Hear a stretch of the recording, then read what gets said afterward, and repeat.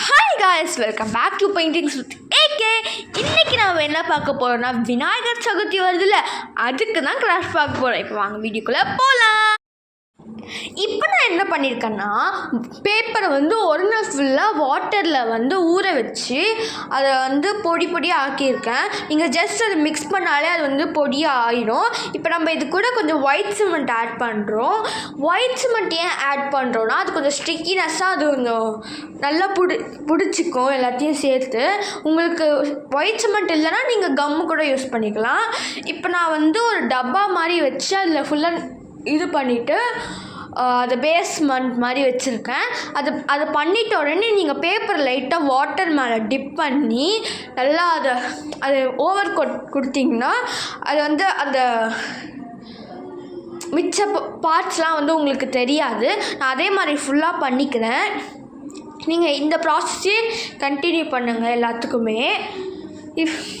இப்போ நான் ஒரு வயிறு மாதிரி வச்சுருக்கேன், ஒரு ரவுண்டாக உருண்டை மாதிரி. நம்ம அன்ஈவன் பார்ட்ஸ் இருந்ததுன்னா அதில் கொஞ்சம் கொஞ்சம் தண்ணியை தொட்டு அதை ஃபுல்லாக டேப் பண்ணிக்கோங்க. இதுக்கும் நான் சொன்ன மாதிரி பேப்பரை டிப் பண்ணி அது மேலே வச்சுக்கோங்க.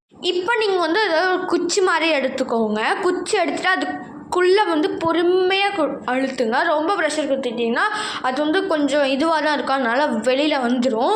இந்த குச்சியை இன்சர்ட் பண்ணுறது மட்டும் கொஞ்சம் ஸ்லோவாக பண்ணிக்கோங்க.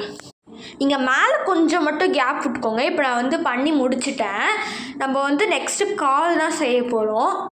இந்த ப்ராசஸ்லேயே நான் என்ன பண்ணுறேன்னு நீங்கள் கண்டுபிடிச்சிருப்பீங்கன்னு நினைக்கிறேன். எஸ், நான் ஒரு எக்கோ ஃப்ரெண்ட்லி விநாயகர் தான் பண்ணுறேன். விநாயகர் சதுர்த்திக்கு நீங்கள் சாமியாக கூட வச்சு கும்பிடலாம். இது நம்ம சுற்றுச்சூழலுக்கும் பாதிப்பை தராது.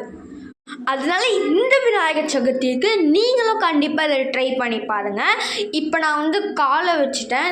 நான் சொன்ன மாதிரியே அன்ஈவன் பார்ட்ஸை தண்ணி வச்சு கொடுத்தீங்கனாலே அது இதுவாகிடும். அதுக்கப்புறம் இதுக்கும் நம்ம பேப்பரை வச்சு ஃபுல்லாக ஓவர் கோட்டிங் கொடுக்கணும். எல்லா பார்ட்ஸுக்குமே தான் நம்ம ஓவர் கோட் கொடுக்கணும். அப்போ தான் நம்மளுக்கு அந்த சின்ன சின்ன பார்ட்டிகல்ஸ்லாம் தெரியாது, நீட்டாக தெரியும். நமக்கு பெயிண்ட் பண்ணுறதுக்கும் ஈஸியாக இருக்கும். இப்போ நான் 2 காலுமே முடிச்சிட்டேன். நெக்ஸ்ட் நம்ம அதுலேயும் ஒரு குச்சை சொருகணும். அது எதுக்குன்னா, நீங்கள் சாய்க்கிறப்ப சாய்க்காமல் இருக்கிறதுக்கு, விழாமல் இருக்கிறதுக்கு தான். நம்ம எதுக்கும் சேஃப்டிக்கு தான் நம்ம குச்சை சொருகிக்கணும். அதுக்கப்புறம் நான் இது கால் சின்னதாக வைக்கிறேன். நம்ம மைன்யூட் பார்ட்ஸில் இது பண்ணுறது தான் ரொம்ப கஷ்டமே. ஏன்னா இந்த பேப்பரை அது நம்ம பெண்ட் பண்ணுற அளவுக்கு வராது. கிளேவையோ சாண்டையோ பொறுத்த மாதிரி இது பண்ணுறது கஷ்டம். ஆனால் ரிசல்ட் இதில் தான் சூப்பராக இருக்கும், ட்ரஸ்ட் மீ. இப்போ நான் ஷோல்டர்ஸ் தான் பண்ணியிருக்கேன். அதை எப்படி பண்ணணுன்னா, ஜஸ்ட் ரோல் பண்ணிவிட்டு அது மேலே வச்சுட்டு பேப்பரை வச்சு ஓவர் கோட் பண்ணிக்கோங்க.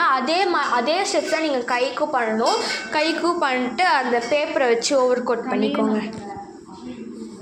இப்போ நம்ம பாடிக்கு பண்ண மாதிரியே தலைக்கு ஒரு ரவுண்டாக எடுத்துகிட்டு நம்ம மேலே கொஞ்சம் ஸ்பேஸ் விட்டுருந்தோம்ல இந்த குச்சியில், அதில் இன்சர்ட் பண்ணிக்கணும். இன்சர்ட் பண்ணிவிட்டு நீங்கள் பார்த்தீங்கன்னா ஒரு அன்ஈவனாக தான் தெரியும். நீங்களும் அதே மாதிரி பேப்பர் வச்சு ஓவர் கோட் பண்ணிக்கோங்க. அதுக்கப்புறம் இனிமேட்டு தான் ரொம்ப நமக்கு டஃபஸ்ட்டு பார்ட்டு. நம்ம தந்தம் செய்யணும். அதுக்கு நீங்கள் கைக்கு ஜஸ்ட் ரோல் பண்ண மாதிரி ரோல் பண்ணிவிட்டு அதை ஜஸ்ட்டு வச்சுட்டு நீங்கள் லைட்டாக வாட்டர் வச்சு ஸ்ப்ரெட் பண்ணி விடுங்க. ஸ்ப்ரெட் பண்ணிட்டிங்கன்னா ஒரே யானை மாதிரி எஃபெக்ட் கொடுக்கும். இப்போ நான் அதை பேப்பர் வச்சு ஓவர் கோட் பண்ணிட்டேன். நெக்ஸ்ட்டு நமக்கு காது பண்ணணும். இதுதான் இருக்கிறதுலே டஃபஸ்ட்டு பார்ட்டு. இந்த விநாயகர் செய்கிறதுலேயே இது விழுந்து போயிடும். அதுக்கும் நான் அதே மாதிரி பேப்பரை வச்சு பண்ணிக்கிறேன். இந்த விநாயகர் காது செய்கிறது மட்டும் கொஞ்சம் கேர்ஃபுல்லாக செய்யுங்க, ஏன்னா அதை மொத்த இதையும் ஸ்பாயில் பண்ணிடும். நெக்ஸ்ட்டு நம்ம இதை கலர் பண்ணுறது பார்ட் 2ல் பார்க்கலாம். பாய்.